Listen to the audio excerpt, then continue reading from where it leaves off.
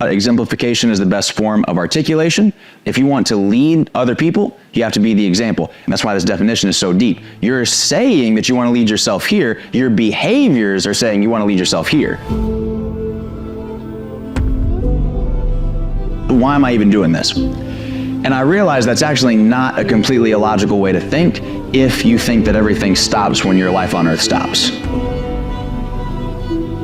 Now all of a sudden your results here that you get right now, it means a little less. And the way that you move and the way that you operate and the way that you interact with people and the effort and the intention that you put into every single thing that you do, now all of a sudden that means something. You can't make more of something that doesn't already exist. Like, you got to start with something. And I think the problem with leadership is that a lot of people think that it is avoidable. And the reality is leadership is simply being an example. Leadership is a set of, first keyword, behaviors. Leadership is not the way that you talk. Leadership is not the things that you say. Leadership is the things that you do. Leadership is the way that you exemplify those things that you wanted to talk about. Those things that you want to say, exemplify it. But when you exemplify it, now people know that you mean it. And now people take it more seriously. So leadership is a set of not words, it's a set of behaviors. Your behaviors should move the needle. If your behaviors are just good for the sake of being good, for the sake of looking good, for the sake of feeling good about it, but they don't move the needle, if it doesn't help, not leadership. So number one is vision. That means where. Where are we trying to go? Where do I want to lead people to?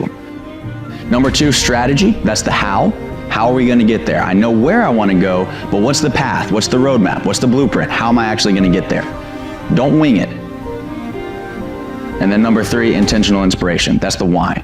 But it's not just inspiration for the sake of feeling motivated, it's intentional. Exemplification is the best form of articulation. If you want to lead other people, you have to be the example. And that's why this definition is so deep. You're saying that you want to lead yourself here. Your behaviors are saying you want to lead yourself here. You can kid a kid, you can fool a fool, you can con a con, but you can't lie to yourself. So if you say one thing and you do another, your body, your soul, your mind, you know that you're actually taking yourself down the wrong path. So exemplification is how you lead others. It's also how you lead yourself. Like, stop wasting your time. If it's not getting you results, then don't do it. If it's not doing anything for you, then stop doing it. You should have some receipts for your belief, for your faith.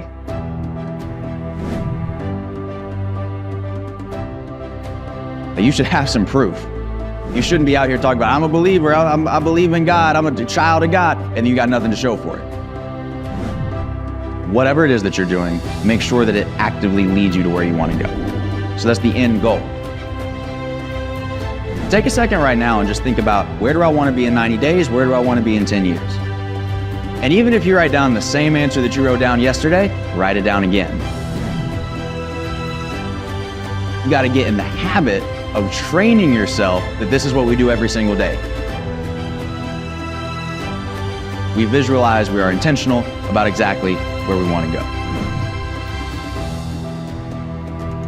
The human mind, when you know specifically exactly where you're trying to go, the obstacles mean a lot less. You immediately just start to say, okay, how do I reroute? How do I just get to the objective that I'm supposed to get to in the first place? But if you don't have a specific objective, now every obstacle looks like a mountain. Every obstacle looks like you can't get through it because you don't know where exactly you're trying to go. This is what life is all about.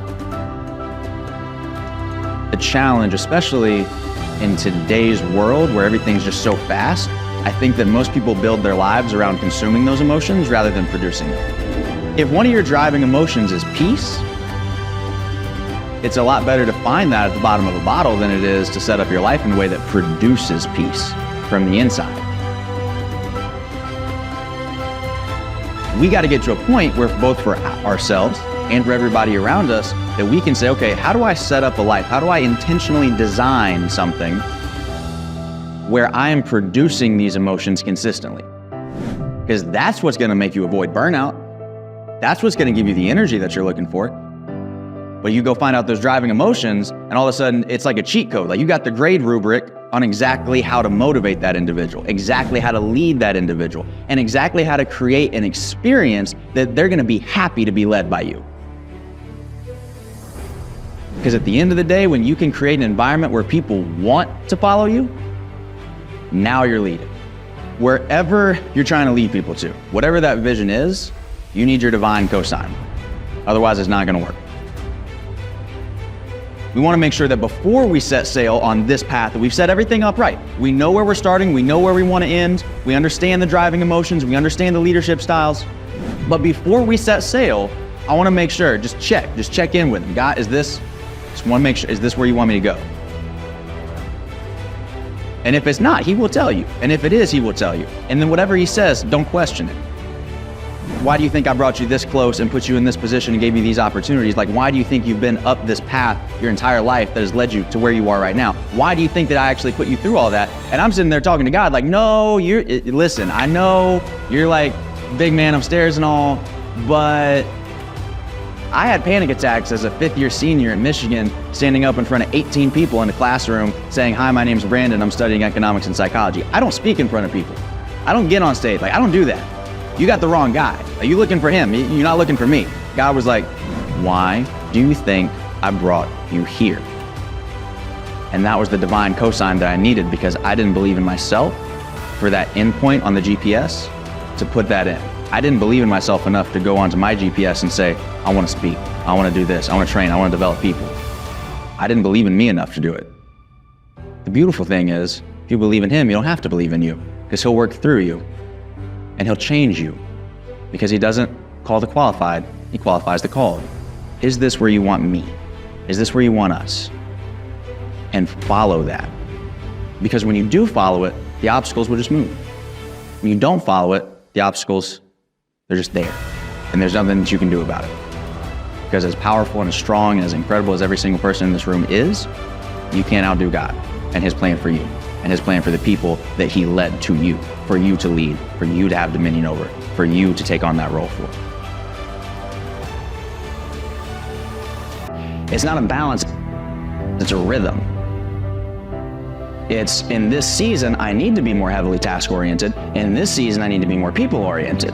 And those seasons can last 60 months and they can last 60 seconds. And so our job as leaders is to become aware enough, not just of ourselves, but of the situation. You need two types of motivation. You need positive motivation, you need negative motivation. Self-leadership, if you want to motivate yourself to accomplish anything, if you want to motivate anybody else to accomplish something, you need these two things. So positive motivation is simply being pulled forward towards something that will excite you, something that you want, right? A desire that you have. That's being pulled forward. Negative motivation is being pushed forward. You're trying to avoid something that you don't want to have happen. You're trying to run away from something. And so the whole concept of motivation, to make sure that you never run out, is to make sure that you are being pulled and pushed in the same direction at the same time. It's all about the setup and the environment. Set up the play. If you want to go after something, you need to have a crystal clear vision of what is going to happen if you do achieve your goal. You also need a crystal clear vision of what's going to happen if you do not achieve your goal. This is the consequence, and make it real, because oftentimes that's going to push you a lot harder than that thing that you want is going to push you. This is the strategy, and so this is the how. So now that we know where we want to go, and now that we're motivated to get there, we need to figure out how do we actually run this play. And again, this is all self-leadership in addition to if you're leading anybody else. You can only grind it out for so long. And the people that you're with, you can only inspire them to grind it out for so long. So if you're leading people, you need to make sure that whatever it is that you are asking of them is in alignment with their natural gift, whatever that may be. Work ethic, I believe in passion and discipline. And I think that the two of those combined make up work ethic. I think if you're passionate about something, then you don't have to be disciplined because you're just going to want to do it anyway. I think if you're really disciplined, then you don't have to be passionate because you're just going to do it because you know that you need to. So if you have both of those in spades, work ethic will never be a problem for you. So work on putting yourself in a position wherever you're trying to lead yourself to go, make sure it's something that you're passionate about, and make sure that you develop your discipline. And then whoever you're also trying to lead, make sure that they're passionate about it, make sure that you help develop their discipline. So constantly check in with yourself. Am I qualified to be leading these people here? And then do my people respect me? Otherwise, they're not going to be very accountable to you. You need some peer pressure. Peer pressure is great. If you have a goal and you just keep it to yourself, or you run an organization or a team and you keep that goal to yourself, imagine running a company or a sales organization and you say, I want our company to do $1 million this year, and you don't tell anybody that works for you. How do you think that's gonna work out? It's not gonna work. So if you have a goal that you're trying to lead yourself to, if you have this destination that you're trying to lead yourself to, get an accountability partner, get some peer pressure.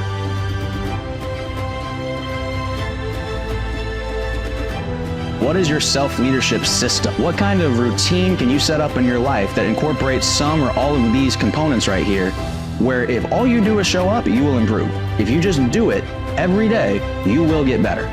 You also got to think about this when you're leading other people. What's that system for them? I think oftentimes leaders, they over-index on their title as a leader instead of doing the work of a leader. The work of a leader is not showing up and inspiring people and then leaving. That's the fun part of being a leader, but it's not like really the work. The work is you show up with a blueprint and you inspire your people to walk through the blueprint. You gotta have a system that supports it. That is the mark of real leadership, is when you can say, I'm gonna do this. I don't know what I'm signing up for, but I'm committed to it. I don't know how hard it's gonna be. I don't know what I'm gonna see when I open that door. I don't know what I'm gonna see, what I'm gonna encounter, what adversity is gonna be there when I open that door to the hospital room, to the classroom, to the boardroom. I don't know what this is gonna bring me, but I am gonna see it through. And although it might be the hardest thing I ever do, to lead myself, to lead others through, being a leader is the hardest thing you'll ever do, because it means that you have a whole different level of standards that you have to abide by. You have a whole different level of responsibility and obligation that other people don't have to worry about. But if you are willing to say, you know what, I don't know what this is gonna be like, I don't know how much pain is gonna be required, I don't know how much sacrifice is gonna be required, but I know I'm willing to see it through, that's when you change your life, and that's when you change the lives of others.